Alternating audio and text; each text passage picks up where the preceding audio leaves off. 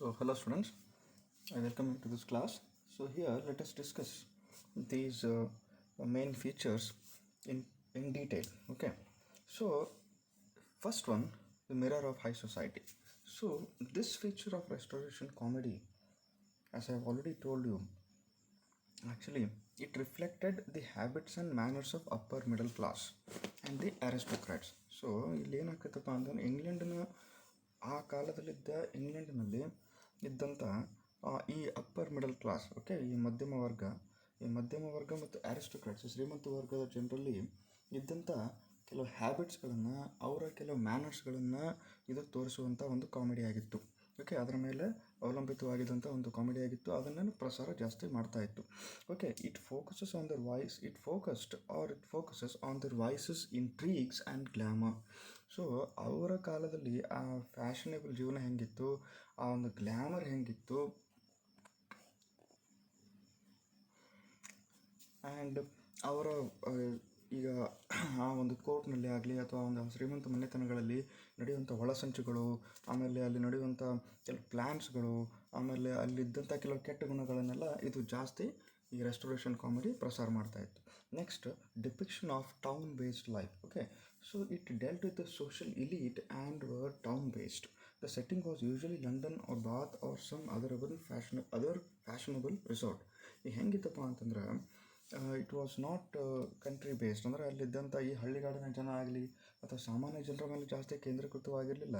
ಅದು ಜಾಸ್ತಿ ಒಂದು ಯಾವುದೋ ಒಂದು ಚಿಕ್ಕ ಹಳ್ಳಿ ಆಗಲಿ ಅಥವಾ ಯಾವುದೋ ಒಂದು ಸಣ್ಣ ಪ್ರದೇಶದ ಮೇಲೆ ಜಾಸ್ತಿ ಫೋಕಸ್ಡ್ ಆಗಿರಲಿಲ್ಲ. ಅದು ಫೋಕಸ್ಡ್ ಆಗಿದ್ದಂಥ ಪ್ಲೇಸ್ಗಳು ಯಾವಪ್ಪ ಅಂತಂದ್ರೆ ಲಂಡನ್ ಅಥವಾ ಬಾತ್ ಅಥವಾ ಇನ್ನೂ ಬೇರೆ ಈ ದೊಡ್ಡ ನಗರಗಳು. ಅಲ್ಲಿದ್ದಂಥ ಶ್ರೀಮಂತ ವರ್ಗಗಳ ಮೇಲೆ ಅಥವಾ ವರ್ಗದವರ ಮೇಲೆ ಜಾಸ್ತಿ ಅವಲಂಬಿತವಾಗಿ ಅವರ ಜೀವನ ಶೈಲಿಯನ್ನು, ಅವರ ಹ್ಯಾಬಿಟ್ಸ್ಗಳನ್ನು ಪ್ರಸಾರ ಮಾಡುವಂಥ ಒಂದು ಏನಾಗಿತ್ತಪ್ಪ ಅಂತಂದ್ರೆ ನಾಟಕ ಆಗಿತ್ತು. Next, there was human and passionate ಇಂಟ್ರೀಗ್.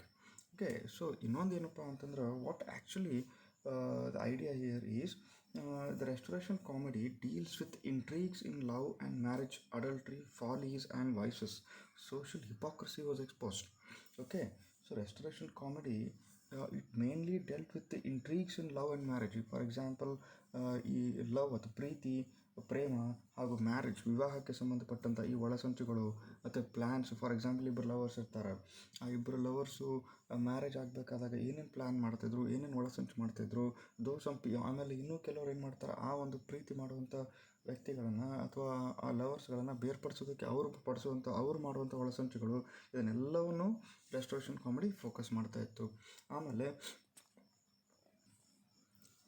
ಆ ಒಂದು ಸೊಸೈಟಿಯಲ್ಲಿ ಇದ್ದಂಥ ಈ ಬೂಟಾಟಿಕೆ ಹಾಗೂ ವ್ಯಭಿಚಾರ, ಓಕೆ, ಅಡಲ್ಟ್ರಿ ಮೀನ್ಸ್ ವ್ಯಭಿಚಾರ ಆ್ಯಂಡ್ ಹಿಪಾಕ್ರಸಿ ಮೀನ್ಸ್ ಬೂಟಾಟಿಕೆ, ಆಷಾಢಭೂತಿತನ, ಇದನ್ನೆಲ್ಲವನ್ನು this restoration comedy focused a great deal. Okay, and this created a sort of taste in the minds of the people. Okay, then there were plots and subplots. Okay, so the story consisted here the main plot and the subplot. So ಇಲ್ಲಿ ಕಥಾವಸ್ತುನ main plot ಹಾಗೂ sub plot ಆಗಿ divide ಮಾಡ್ತಾಯಿದ್ರು. Okay, then ಕಥಾವಸ್ತು ಆಗಲಿ ಅಥವಾ ಈ ಪ್ರಸಂಗಗಳಾಗಲಿ, ಇವುಗಳನ್ನು ಮೇನ್ ಪ್ಲಾಟ್ ಹಾಗೂ ಸಬ್ ಪ್ಲಾಟ್ ಅಂದರೆ ಮೇನ್ ಸ್ಟೋರಿ ಅಥವಾ ಸಬ್ ಸ್ಟೋರಿ ಈ ಥರ ಡಿವೈಡ್ ಮಾಡ್ತಾಯಿದ್ರು. Okay, and the main plot was accompanied by sub plots and there were parallel plots also, ಅಂದರೆ ಅಲೈಡ್ ಬೇರೆ ಪ್ರಸಂಗಗಳು ಕೂಡ ಆ ನಾಟಕದಲ್ಲಿ ಬರ್ತಾಯಿದ್ವು. Then the main idea was on adultery, ಆಮೇಲೆ ವ್ಯಭಿಚಾರದ ಮೇಲೆ, ಹಿಪಾಕ್ರಸಿ ಮೇಲೆ ಜಾಸ್ತಿ ಫೋಕಸ್ ಆಗಿದ್ದಂಥ ನಾಟಕಗಳು. Okay, then it was full of wit and sharp dialogues. Okay, ಈ ನಾಟಕಗಳಲ್ಲಿ ಬರುವಂಥ ಡೈಲಾಗ್ಸ್ ಹೆಂಗಾಗಿದ್ದವಪ್ಪ ಅಂತಂದರೆ they are all witty. Okay, with intelligence. Okay, ಇಂಟೆಲಿಜೆನ್ಸ್ನಿಂದ ಕೂಡಿದಂಥ ಡೈಲಾಗ್ಸ್ ಆಗಿದ್ದವು. ಸಂಭಾಷಣೆಗಳು ಹೆಂಗಿದ್ವಪ್ಪ ಅಂತಂದ್ರೆ ವಿತ್ ಇಂಟೆಲಿಜೆಂಟ್ ಡೈಲಾಗ್ಸ್ ಆಗಿದ್ದವು ಹಾಗೂ ಬಹಳ ಅರ್ಥಗರ್ಭಿತವಾದಂಥ ಡೈಲಾಗ್ಸ್ ಆಗಿದ್ದವು. Okay, and then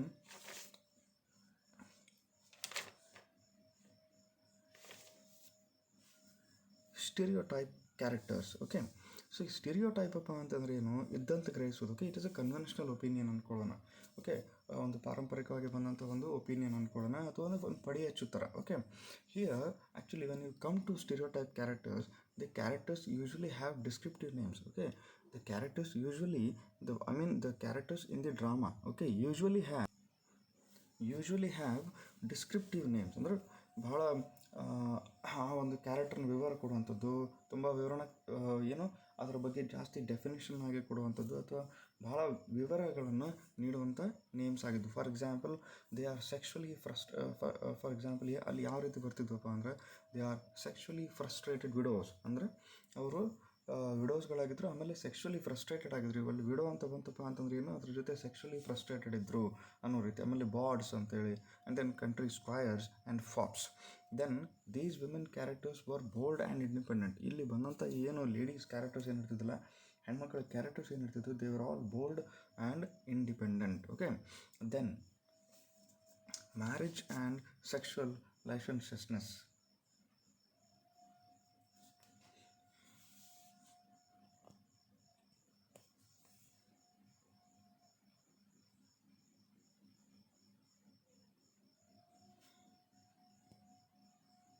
so marriage and sexual licentiousness means ಇಲ್ಲಿ ಸ್ವೇಚ್ಛಾಚಾರಕ್ಕೆ ಜಾಸ್ತಿ ಅವಕಾಶ ಮಾಡಿಕೊಡಲಾಗಿತ್ತು.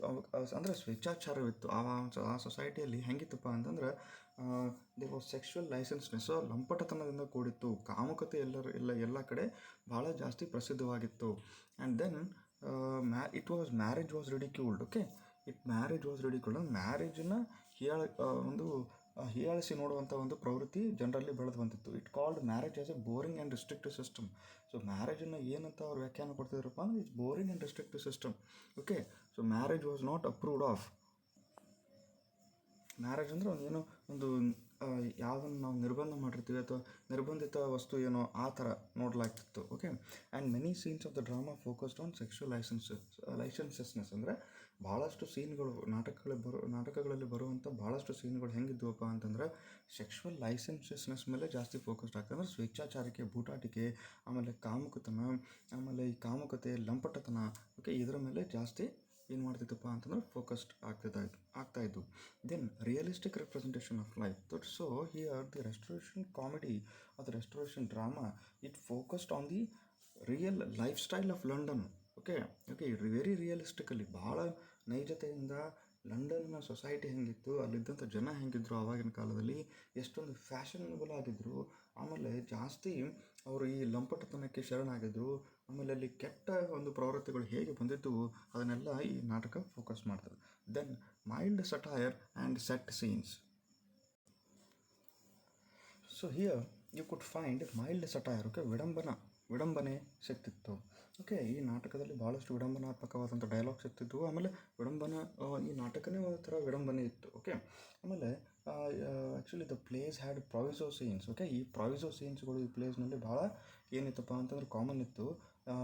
In which the couples usually bargain over conditions of marriage. So ಅಲ್ಲಿ ಬರುವಂಥ ಕಪಲ್ಸ್ ಏನಿರ್ತಿದ್ರು, ಆ ನಾಟಕಗಳಲ್ಲಿ ಬರುವಂಥ ಮುಖ್ಯ ಕ್ಯಾರೆಕ್ಟರ್ಸಲ್ಲಿ ಕಪಲ್ಸ್ ಏನಿರ್ತಿದ್ರು, ಅವ್ರು actually they used to bargain over conditions of marriage. ಅಂದರೆ they used to place blame or they used to argue over conditions of their marriage and all. Okay,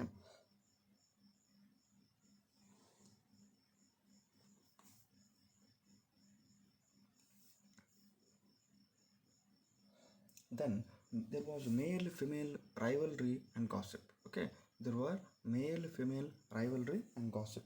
So it is quite common in the restoration drama that these male and female rivalries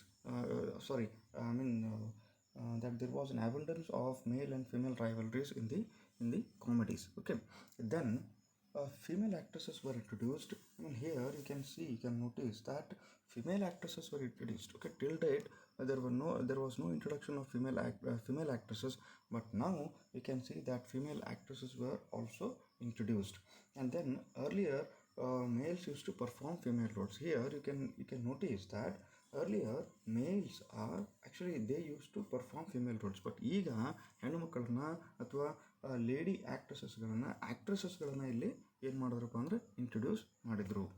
then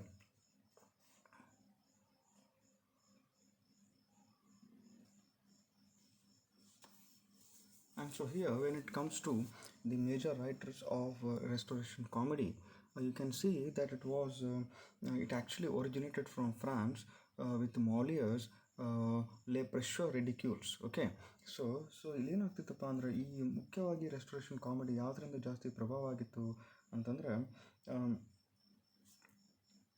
ಇದು ಎಲ್ಲಿಂದ originate ಆಗಿತ್ತು ಅಂತಂದ್ರೆ French writer ಇದ್ದಂಥ ಮೌಲಿಯರ್ನ ಲೆ ಪ್ರೆಶೋ ರಿಡಿಕ್ಯೂಲ್ಸ್ ಅಂತ ಹೇಳಿ ಇದು ಒಂದು ಕೃತಿ ಇತ್ತು ಅಥವಾ ಈ ಒಂದು ವರ್ಕ್ ಇತ್ತು, ಲಿಟರರಿ ವರ್ಕ್, ಈ ಒಂದು ಸಾಹಿತ್ಯ ವರ್ಕ್ದಿಂದ ಇದು ಮುಖ್ಯವಾಗಿ ಬಂದಂಥ ಒಂದು ಕಾಮಿಡಿ ಆಫ್ ಮ್ಯಾನರ್ಸ್ ಇಲ್ಲಿಂದ ಒರಿಜಿನೇಟ್ ಆಗಿತ್ತು. Okay, and this was also called as artificial comedy or old comedy. Okay, then when it comes to major writers, you can see that William Congreve, George Etheridge, okay, William Wycherley, Afra Bain, Thomas Shadwell, and Sir John Vanbrugh and George Farquhar did play a very important role in bringing out major comedies, okay, in this Restoration age. So when it comes to William Congreve, he was born in the year 1670 and he died in the year 1720. Okay, so he was a major dramatist of the Restoration period.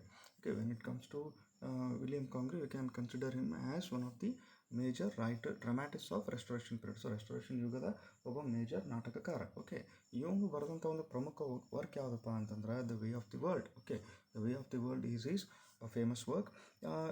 It actually gives a picture of the contemporary manners of the people of the upper class of London. Okay, so ಆಗಲೇ ನಮ್ಗೆ ಹೇಳಿದಂತೆ ಈ restoration comedy ಏನು ಮಾಡ್ತಿತ್ತಪ್ಪ ಅಂತಂದ್ರೆ ಅಲ್ಲಿ ಲಂಡನ್ನಿನ ಆ ಕಾಲದಲ್ಲಿದ್ದಂಥ upper class ಏನಿತ್ತು ಅಥವಾ ಈಗ ಅವರ ಒಂದು ಕಾಂಟೆಂಪ್ರರಿ ಮ್ಯಾನರ್ಸ್, ಓಕೆ, ಅವರ ಸ್ವಭಾವಗಳು ಹೇಗಿದ್ದು ಅನ್ನೋದನ್ನು ಪ್ರಸಾರ ಮಾಡುವಂಥ ಒಂದು ಕೃತಿಯಾಗಿತ್ತು. ಓಕೆ, ಒಂದು ಕಾಲವಾಗಿತ್ತು. ಅದೇ ರೀತಿ ಈ ಒಂದು ಪುಸ್ತಕ ಅಥವಾ ಈ ಒಂದು ಏನು ಡ್ರಾಮಾ ಏನದಲ್ಲ, ಇದು ಮೇನ್ ಮುಖ್ಯವಾಗಿ ಆ ಒಂದು ಅಪ್ಪರ್ ಮಿಡಲ್ ಕ್ಲಾಸಲ್ಲಿದ್ದಂಥ ಈ ಒಂದು ಕಾಂಟೆಂಪ್ರರಿ ಮ್ಯಾನರ್ಸ್, ಓಕೆ, ಅದನ್ನು ಜಾಸ್ತಿ ಪ್ರಸಾರ ಮಾಡ್ತಿತ್ತು. ಅವನ ಇನ್ನೊಂದು ಪ್ರಮುಖ ವರ್ಕ್ ಯಾವುದಪ್ಪ ಅಂದರೆ love for love. It was published in 1695. And when it comes to George Etheridge, he was born in the year 1635 and he died in 1691.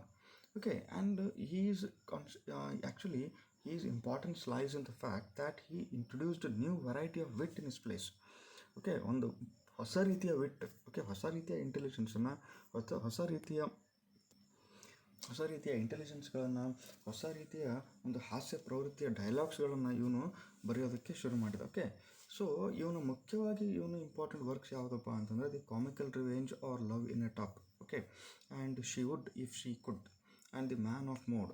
So ಈ ಪ್ರಮುಖ ಈ ಮೂರು ಕೃತಿಗಳು ಏನದಾವೆ, ಈ ವರ್ಕ್ಸ್ಗಳು ಏನದಾವೆ, ಇಲ್ಲಿ ಇವನ ಒಂದು ಛಾಪು, ಇವನ ಒಂದು ವ್ಯಕ್ತಿತ್ವ ಇಲ್ಲಿ ಕಾಣಸಿಗ್ತದೆ. ಆಮೇಲೆ ಇವನು ಎಷ್ಟು ಚೆನ್ನಾಗಿ ಈ ರೆಸ್ಟೋರೇಷನ್ ಕಾಮಿಡಿಯನ್ನು ಅರ್ಥೈಸಿಕೊಂಡು ಭಾಳ ಪ್ರಬಲವಾಗಿ ಭಾಳ ಸ್ಟ್ರಾಂಗ್ ಡೈಲಾಗ್ಸನ್ನು, ವಿಟಿ ಡೈಲಾಗ್ಸನ್ನು ಬರೆದು ರೆಸ್ಟೋರೇಷನ್ ಕಾಮಿಡಿಗೆ ಒಂದು ಮೀನಿಂಗನ್ನು ತಂದು ಕೊಡ್ತಾನೆ ಅನ್ನೋದು ನಾವು ಅರ್ಥ ಮಾಡ್ಕೋತೀವಿ.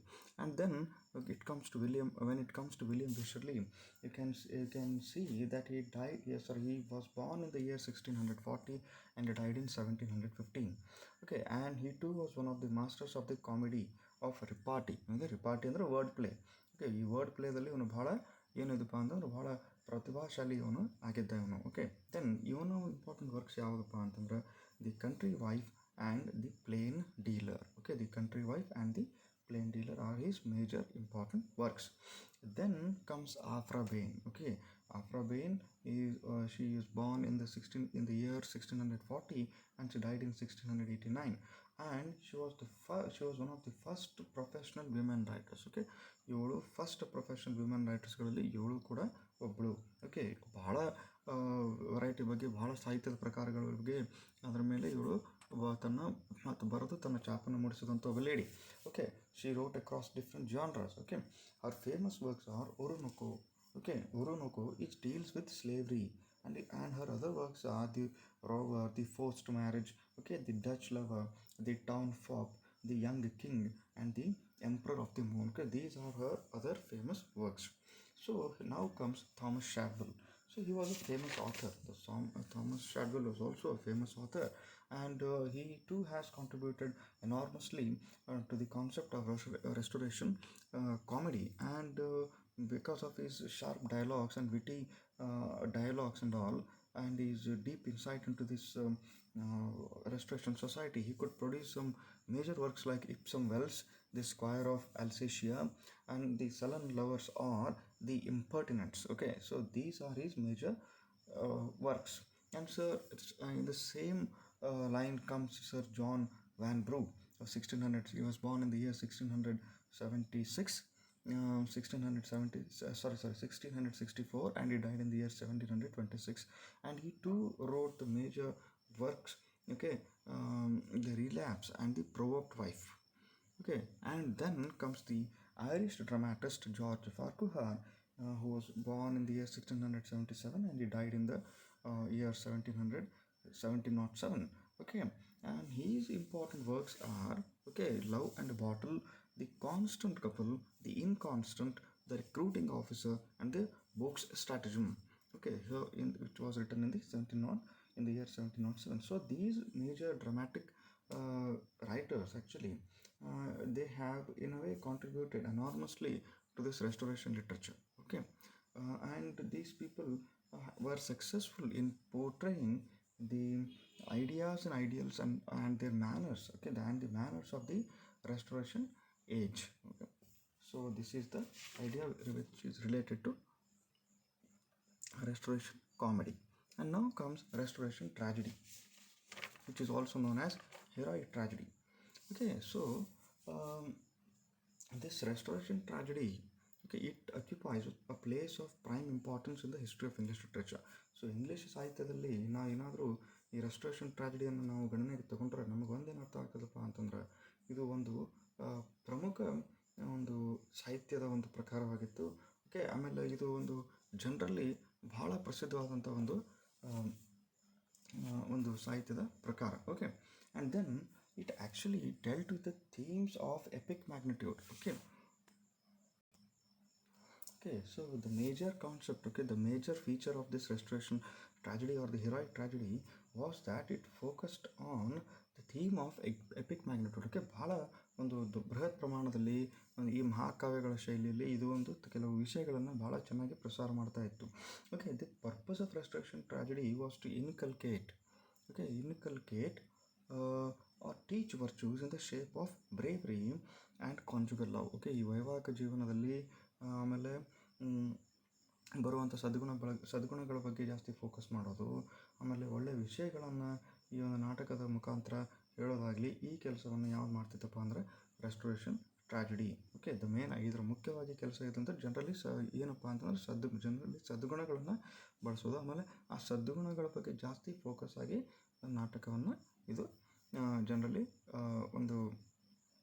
ಈ ನಾಟಕ ಜಾಸ್ತಿ ಜನರಲಿ ಪ್ರಸಿದ್ಧವಾಗಿತ್ತು. ಆ್ಯಂಡ್ ದೆನ್ ಇದರ ಇಂಪಾರ್ಟೆಂಟ್ ಕ್ಯಾರೆಕ್ಟರ್ ಇನ್ನೊಂದೇನಪ್ಪ ಅಂತಂದರೆ it was return in heroic couplet. Okay, the major feature of this restoration tragedy or the heroic tragedy was that it was written in the heroic couplet. Okay, heroic couplet ಅಂದರೆ ಏನು ನಿಮ್ಗೆ ಗೊತ್ತದ? Okay, it was characterized by bombast, exaggeration and sensational effects wherever possible. So ಮುಖ್ಯವಾಗಿ ಈ ಒಂದು ನಾಟಕದಲ್ಲಿ ನಾವು ಏನು ನೋಡ್ಬೋದಪ್ಪ ಅಂದರೆ ಬೊಂಬಾಸ್ಟ್, ಓಕೆ, ಎಕ್ಸಾಜರೇಷನ್, ಅತಿಶಯೋಕ್ತಿ, ಆಮೇಲೆ ಹಲವಾರು ಸೆನ್ಸೇಷನಲ್ ಇಫೆಕ್ಟ್ಸ್ಗಳನ್ನು ನಾವು ಈ ನಾಟಕದಲ್ಲಿ ಕಾಣ್ಬೋದು. And the main features of this restoration period, restoration tragedy are, it was not based on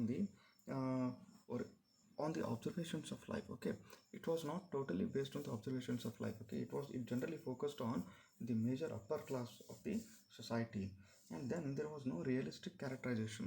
And we can also say that to some extent there was no realistic characterization in this particular drama, and therefore it ended happily. ಅದೇ ಒಂದು ಉದ್ದೇಶದಿಂದ ಏನಾಗ್ತಿತ್ತಪ್ಪ ಅಂದರೆ ಇದು ಈ ನಾಟಕ ಭಾಳ ಹ್ಯಾಪಿಯಾಗಿ end ಆಗ್ತಾ ಇತ್ತು. And you can always see that the virtues was always regarded. So ಈ ವರ್ಚ್ಯೂಸ್ಗಳು, ಈ ಸದ್ಗುಣಗಳು ಏನಿತ್ತು ಇವಕ್ಕೆ ಕೊನೆಯಲ್ಲಿ ಜಯವಾಗ್ತಾ ಇತ್ತು. ಕೆಟ್ಟದಕ್ಕೆ ಜಯ ಆಗ್ತಾ ಇರಲಿಲ್ಲ, ಒಳ್ಳೆಯದಕ್ಕೆ ಜಯ ಆಗ್ತಾ ಇತ್ತು. And then here you can see the Dryden was the chief protagonist. Okay, ಇಲ್ಲಿ ಬರುವಂಥ ಮುಖ್ಯ ಈ ಒಂದು ರೆಸ್ಟೋರೇಷನ್ ಟ್ರಾಜಿಡಿ ಮತ್ತು ಹಿರೋಯಿಕ್ ಟ್ರಾಜಿಡಿಯನ್ನು ಮುಖ್ಯವಾಗಿ ಭಾಳ ಫೇಮಸ್ ಮಾಡಿದವರಾಗಲಿ, ಭಾಳ ಇದರ ಮೇಲೆ ಭಾಳ ಕೆಲಸ ಮಾಡಿದವರಾಗಲಿ ಯಾರಪ್ಪ ಅಂತಂದರೆ Dryden. Okay, he was the chief protagonist and he was the writer of the heroic tragedy.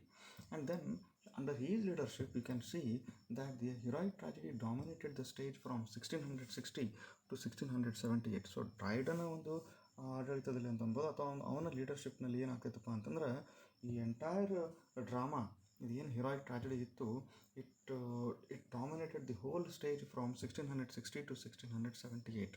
ಆಮೇಲೆ ಅವನ ಒಂದು ಎಕ್ಸ್ಪೆರಿಮೆಂಟ್ ಏನಿತ್ತಲ್ಲ, so Dryden's experiment in the restoration tragedy was his play. ಅವನ ಒಂದು ಎಕ್ಸ್ಪೆರಿಮೆಂಟಲ್ ಪ್ಲೇ ಇದರಲ್ಲಿ ಏನಪ್ಪ ಅಂತಂದರೆ Tyrannic Love and the Conquest of ಗ್ರೆನೇಡಾ.